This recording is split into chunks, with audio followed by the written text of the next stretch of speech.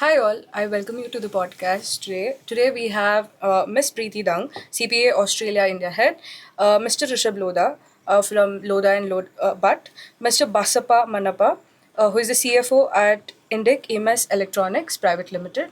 I welcome you all three for the podcast today. Thank you. Thank you. So, beginning with Ms. Preetida, when we speak about CPA Australia to a young commerce aspirant, how would you personally introduce it? Not just an exam or a qualification, but as a holistic professional journey that shapes the mindset, discipline, and global business perspective of a learner.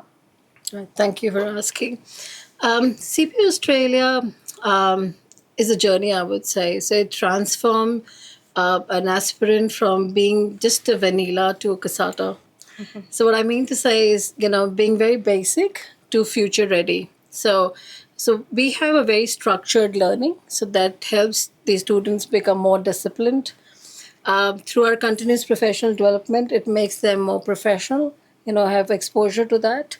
And continuous upskilling is what that we consider. So anyone who's looking at going beyond numbers, I would suggest, and looking at picking up, careers into business and strategy, I would say CP Australia is a career path for them.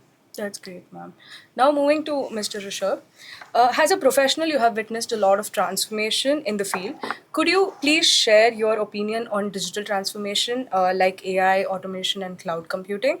And how is it changing the accounting profession as a whole? Sure. So, transformation in accounting, and especially digitally, is not happening just now. It happened a few years ago as well, when computers were introduced for accounting, right? And specifically in India, the software Tally, when it came in, a lot of people thought that accountants would now be redundant, because the main job in accounting at some point used to be matching a trial balance. And now the trial balance comes auto-populated from an accounting system. But that doesn't mean that the accountants have become redundant, right? So we've figured ways to make ourselves more useful. We start at a certain level. And what's happening with AI and digital computing is that a lot of the repetitive tasks, a lot of the mundane tasks are being are provided to us by computers and softwares. We still, as professionals, need to use our professional judgment, our analytical mind, in making sense out of that data. Right? Today, data that is thrown out of a computer software is still not something that a common man can make sense out of. They will still need professional help to understand what is right, what is not. So I really think that these tools are going to be enablers rather than disruptors. And accountants who adapt, who learn to use the tools, are going to be in a position to grow. The ones who say that, I used to do 5,000 IT returns as my profession, and I want to continue doing that, uh, I'm sorry, but that's no longer a feasible profession anymore. So you need to keep upskilling, you need to keep growing, and learning doesn't stop. And that's where professional courses come in, wherein you're continuously learning, you're adapting. AI is something that it's like at some point you learned how to use Google search, right? Eventually you need to learn how to use AI. So you need to continuously keep adapting as a professional. And I really think that these tools that are coming in are going to be enablers, right? You also spoke about cloud computing, and on cloud computing, what I would say is that uh, it has actually made accounting a global profession, right? Today there are no borders because of cloud. I could be sitting here and preparing books for a company in San Francisco, right? It works out for them because they go to sleep. When they wake up, their books are ready. Correct. And the time difference works for us. So similarly, it is really important for us, one, to communicate, right? So you're speaking across geographies, across time zones. It's very important that you are articulate in your communication. Two, it is important that you're always uh, prepared in terms of your professional skills, your technical skills with different geographies. So I would say that all of these things, cloud computing, AI, everything has opened up so much opportunity for accountants that it's actually becoming uh, a more exciting profession, if I may say. Thank you so much for helping us understand how AI is playing an important role and this will be an answer for all of them who thinks that AI might take away jobs. What is your thought upon it? So actually, AI will not take away jobs. Yeah. It will make those people who are doing data entry redundant. So they now have to upskill and do the next level of work. So it's always, see, men always invented tools, and when I say men, I mean men and women, right? So they always invented tools. Those tools did not make people redundant. Correct. Right? So it's just how you, and mankind is going to know how to use those tools, how to upskill, how to move on to the next thing. People will survive, right? It cannot be that there's only going to be robots and AI and all of us are not going to have a job. So I think that's wishful thinking. But having said that, it is very important for us to keep upskilling. So this is a great answer for all of them who thinks that AI can make the jobs redundant. No, it will not. It will just push you to upskill yourself, which is good for us at the end of the day. So now moving to Mr. Basappa, can you tell us how the finance is bringing revolutions in the global market? Thank you for inviting me. It's a pleasure to be a part of this conversation. The finance industry today is the center of quite revolution driven by technology, data, sustainability, digital finance has reduced friction dramatically. Real-time payments, digital lending, online capital markets, and automated treasury are allowing organizations of all sizes, including startups and MSMEs, to access capital faster and at lower cost. This is expanding participation in the global economy for beyond traditional borders and gatekeepers. At the same time, finance has become deeply data driven. Modern finance teams are not just producing historical reports, they are using analytics, forecasting, and scenario modeling to guide strategy, optimize capital allocation, and manage risk proactively. That shift from scorekeeper to strategic navigator is changing how decisions are made from the boardroom to the shop floor. The third dimension is a sustainability. Investors, lenders, and regulators increasingly ask not only what is the return, but also what is the impact. Finance functions are now instrumental in streaming capital towards greater projects, responsible supply chains, and inclusive growth. Whether it is a green bonds, sustainability linked loans, or integrated reporting, finance is helping connect money with long term responsible outcomes. In short, the revolution is that finance no longer sits at the end of the value chain, it sits at the heart of how organizations create value, manage risk, and contribute to society. Thank you, sir. Thank you for helping us understand the extensive branches of finance and how it is evolving over time. Now, coming back to you, ma'am. Students vary about managing the professional qualification along with their academics, and there are a lot of extensive activities that happen here on a regular basis. So, how can a student approach the CPA journey?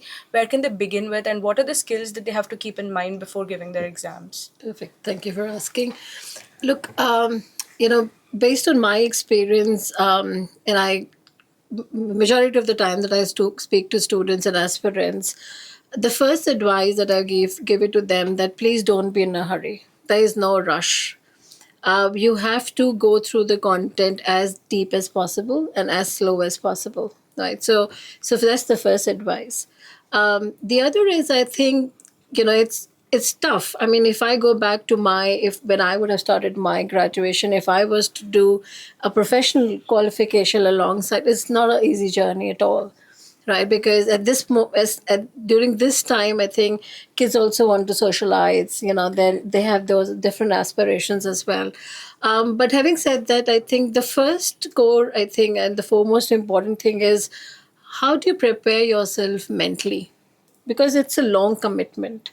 It's not something that you can start and you are not well prepared for it. So mentally be ready because there's a long journey that you are getting into. The other is consistency. We can start something, but if you're not going to complete and advance to that CPA status, it's not going to make any difference to you. You will be where you are. So I think consistency is important. The other is, and this is sometimes I tell to professionals as well when they're embarking on a professional journey, is I don't have a time. No one has time. You have to take out time. Now, where do you take out time from? You can't cut down on your studies. You will still have to study the regular course that you're doing. I think you have to replace maybe Netflix with the professional qualification that you're undergoing, because those 3 hours of your movie can be put into your 3 hours of your studies. Correct. So I guess if you can manage that, I don't see it as a problem of completing the professional qualification along with your bachelor's. Thank you, ma'am. That was a very good insight for all of them who are preparing for the exam. Now, moving ahead with a question related to the associates, CPA associates. People often associate CPA only with accounting and auditing roles. What are the other varieties of jobs that they can probably start once they graduate? So look, as CPA, obviously we do have members who pick up auditing and tax, but that's maybe 15 or 20% of our total member base. Obviously, majority of them do financial management, so they get into that. ESG is picked up. We have about 8 to 9% of our members who are actually now as an ESG consultants. You must look at that as an opportunity. Forensic accountants, getting into digital finance. So the various roles that one can look at. Audit and tax obviously is there, but I think holistically, if you look at the CPA program itself, we moved out of being very technical to business strategy and leadership. We do have the specializations available into tax, but then those are options. So if you can get into risk management as well. You can get into contemporary business. So there's a wide range of areas that one can look at when they complete the CPA.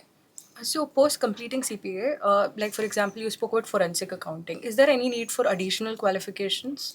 So some bit of it is included in our course structure itself. But then as CPA, we do a lot of continuing professional development. We have small modules, which is what 4 to 8 hours.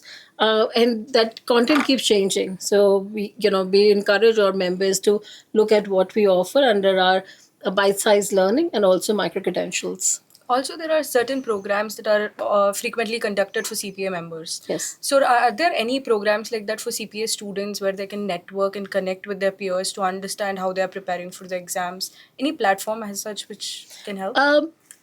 Not particularly students, but I guess the subject that they are studying, we also have young professionals, like somebody who's just starting with their career is also doing the program. So when we do our member engagements, events, we do invite students as well. And for example, early this year, we did a thought leadership with SHM, and all the students were invited to attend that as well. So holistically, I think it grooms an aspirant to look at opportunities and also network. I think today, your network is your net worth, right? Correct. So I think the most important is how do you talk to other professionals and see what resonates with you. Correct. And that is a very good networking opportunities and probably can lead to future career options as well. Absolutely. I just wanted to add here as well, a couple of years back, where India hosted World Congress of Accountants. And so we invited all the CRI students, not all, but a few handful, CRI students. And I think till date, I think they appreciate that because that is a forum that they got an exposure to. So we do encourage students to be part of those forums as well. Correct. And all those esteemed guests coming under one roof is not common. Absolutely. It's not common for us in the industry as well, because that was a one of a kind event, and a lot of students from Christ actually came in and volunteered there as well. Oh, So that's that was, great. I think that was the first time it was happening in Yes, India. yeah. First time India hosted that in the 115 years of that Congress happening worldwide. That's great. It was a once in a lifetime opportunity for a lot of Absolutely. the students. It's great. We look forward for more of such events coming by. Yes. Let's hope so. Yes. Yeah. Moving back to Rishabh, sir. What are your expectations from university and educational institutions in preparing students for the future digital era that's coming Sure. up? So the line of work I am in, we take a lot of fresher interviews, right? So we see firsthand how students are prepared for the real world. And we face a couple of challenges there, right? The first challenge being that one, they've only done their academics. A lot of universities do not promote internships. They do not promote practical exposure. Some universities stand out, right? Because they give that practical training, they give those opportunities to students.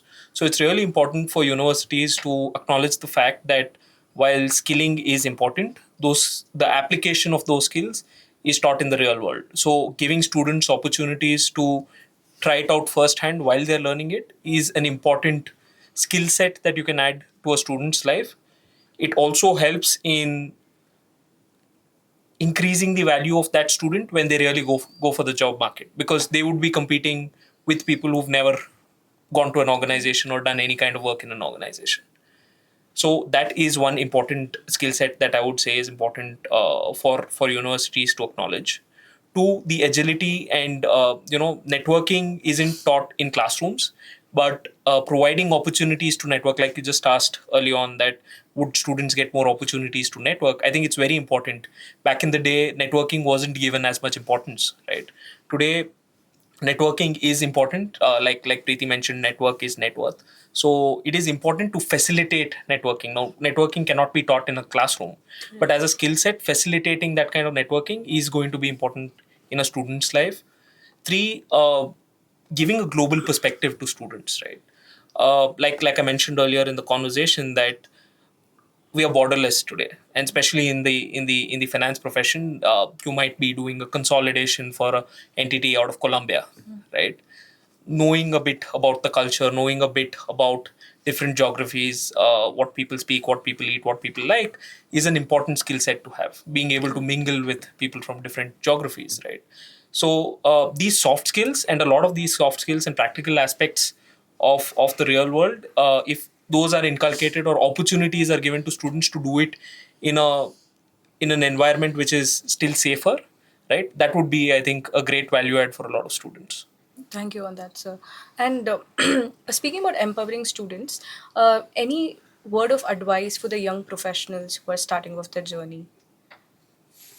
I think my advice to young professionals would be that uh, working is fun. It is not something you do just for the sake of money or anything of that sort. I think that has started coming in, but working is fun, right? So do what you like, and pick up a skill set, enjoy what you do, and it'll really help you build a career, right?